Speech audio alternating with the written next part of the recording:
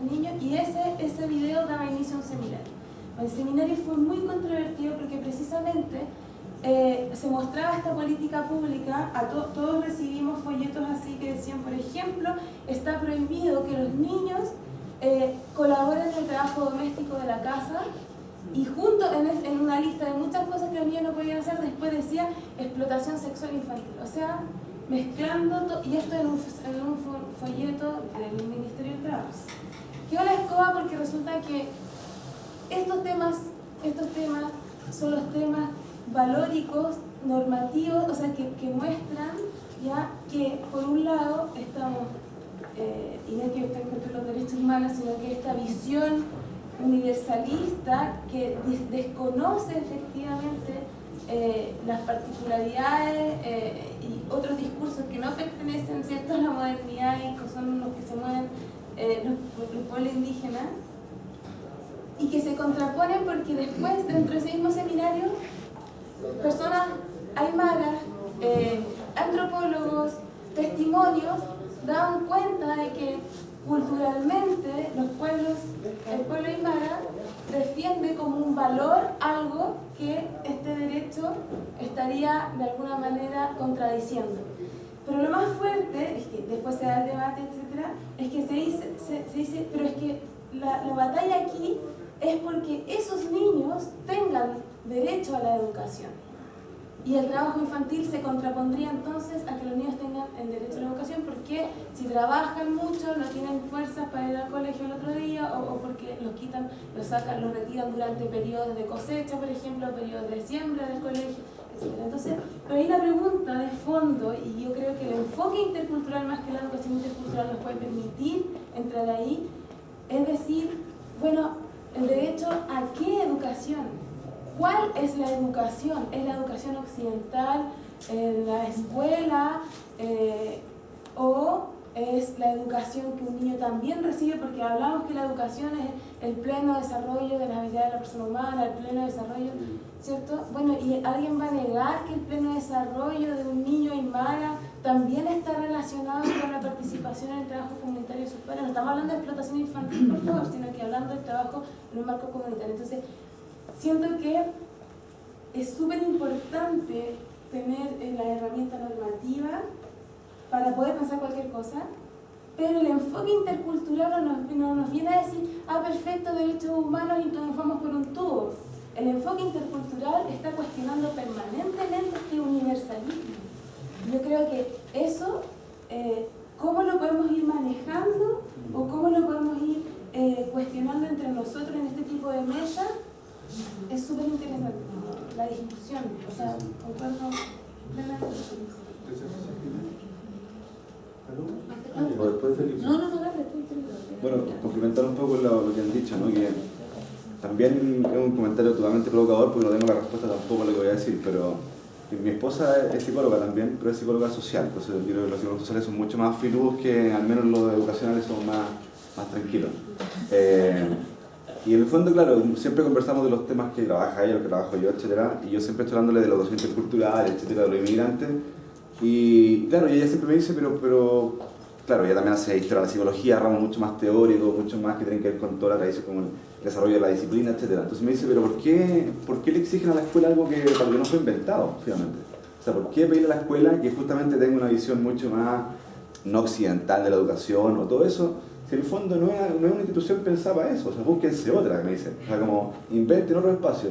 Yo estaba pensando a propósito de los gitanos que no van a la escuela, la cultura Rastafari, y uno puede encontrar un montón o en Estados Unidos, incluso uno critica a Estados Unidos mucho, son países que en realidad las familias están sacando a los hijos de la escuela y se están juntando en pequeñas comunidades o lo educan en la casa, etc. Entonces, porque finalmente yo no sé, o sea, tampoco tengo claro si finalmente lo que intentamos hacer como contra todo pronóstico es como pedir a las escuelas que hagan cosas que en realidad yo no sé si le corresponden hacer finalmente a la escuela. Ahora, yo creo que sí, evidentemente.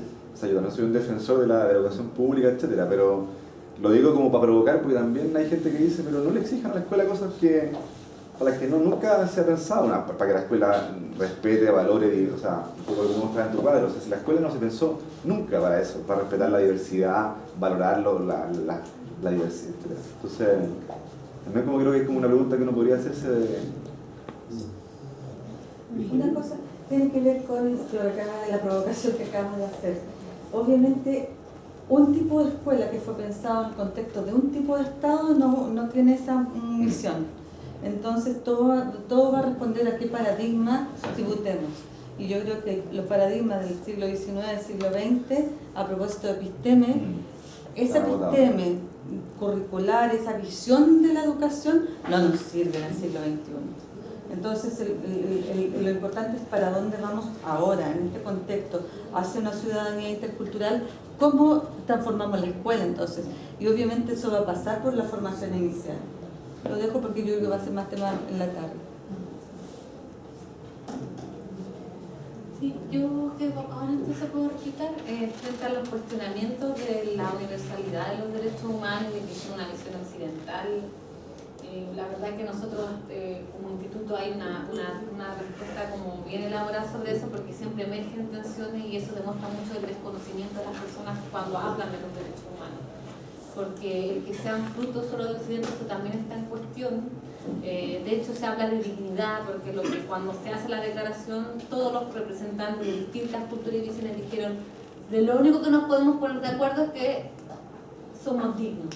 Si nos ponemos a debatir qué es lo que significa esa dignidad para cada una de las culturas, de las cosmovisiones, no hubiésemos podido sacar nunca la declaración, pero solo si acordamos de que las personas somos igualmente dignas, y eso está en el preámbulo de la declaración, que lamento no haber podido compartir hoy día con ustedes. Entonces, que sea un fruto solo de Occidente, uno también se lo podría replantear, y sobre todo, digamos, en el devenir que ha tenido el marco, esta construcción que se ha hecho en conjunto, que si los pueblos indígenas, para ponerlo bien en tensión, desconocieran el marco, lo desconocieran y dijeran efectivamente eso no nos interpela, no nos reconoce, fue construido, fue impuesto, no dice nada sobre nosotros, no estarían reclamando como su carta de lucha que se les reconozca el convenio 169 de la ONU. Entonces,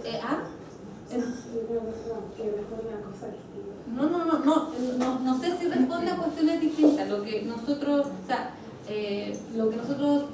señalamos que este marco, que yo aquí solo lo presenté muy sucintamente de cómo se ha ido elaborado, cómo se ha construido, lo que ha costado que se reconozcan estos ciertos derechos, obedece a una lucha que han dado personas y movimientos sociales en distintos contextos. Así que mucho de lo que está es fruto de una construcción que aquí yo no presento ese debate de cómo efectivamente se construye.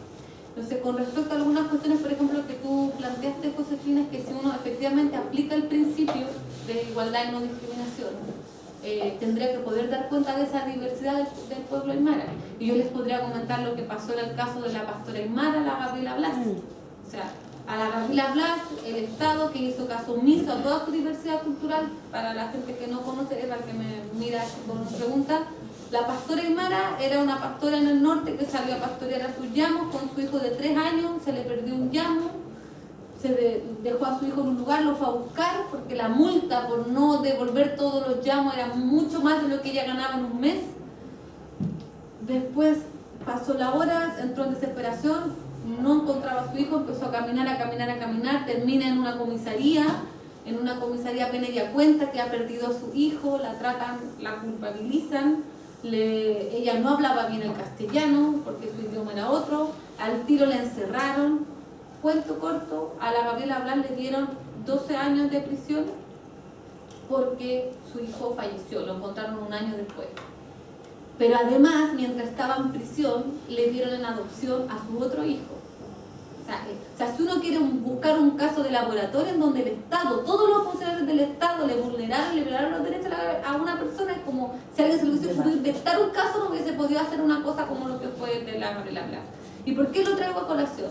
Porque en acciones de diferentes grupos de derechos humanos con apoyo del instituto se logró demostrar que en el caso de la Gabriela Blas el Estado le aplicó todas las normas sin atender a su diversidad cultural.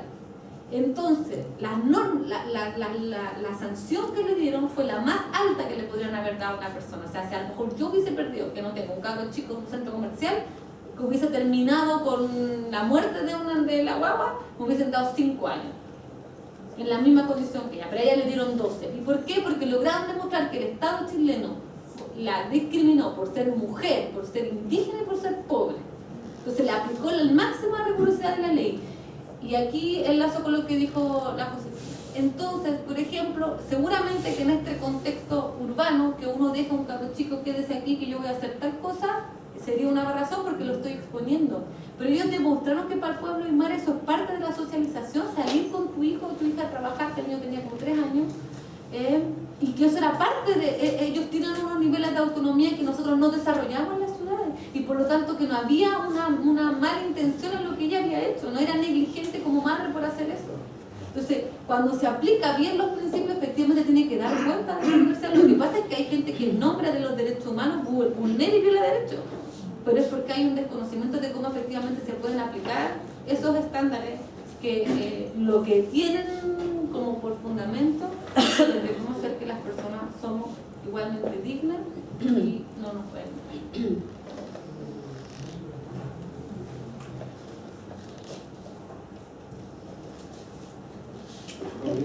Lo que pasa es que a propósito de lo que tú dijiste de Gabriela, me acordé de lo que pasó, lo que yo viví en mi tesis, que las profesoras también no aplican también, no sé si desconocen el tema de derecho, pero no aplican el tema de inclusión, de la interculturalidad, y cuestionan los maternajes de las mujeres inmigrantes.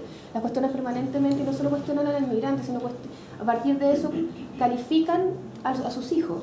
Entonces hacen consecuencia de, e implica, y no las que también no tienen, tampoco se dan el tiempo de conversar con las mujeres o con los hombres para saber qué tipo de maternaje tienen, qué tipo de crianza tienen. Entonces, por un lado se quejan de que los niños son que no responden al alumno ideal, pero, por ejemplo, en ciertas situaciones donde necesitan que los niños sean autónomos, que necesitan que los niños participen en actividades sin estar al lado de la mamá, son los niños de origen inmigrante, los que son mucho más autónomos, los que ayudan mucho más a que los actos funcionen, a que los hijos de familia chilena, donde los niños no se despegan de la madre. Entonces eso es súper complicado a propósito de lo que dice la Josefina. ¿Cómo poder trabajar en lo cotidiano, en el día a día, para que cambie esa mirada? Porque yo creo que hay como dos estilos. Una es la superestructura que yo digo, que son las normas, pero cómo lo que decimos siempre, cómo permea en la interacción diaria, interacción entre dos personas. ¿Cómo podemos nosotros también como mesa ayudar a esa interacción? Que finalmente es la que en algún aspecto también te marca. Sí, yo solo como también responder un poco a Felipe esta idea de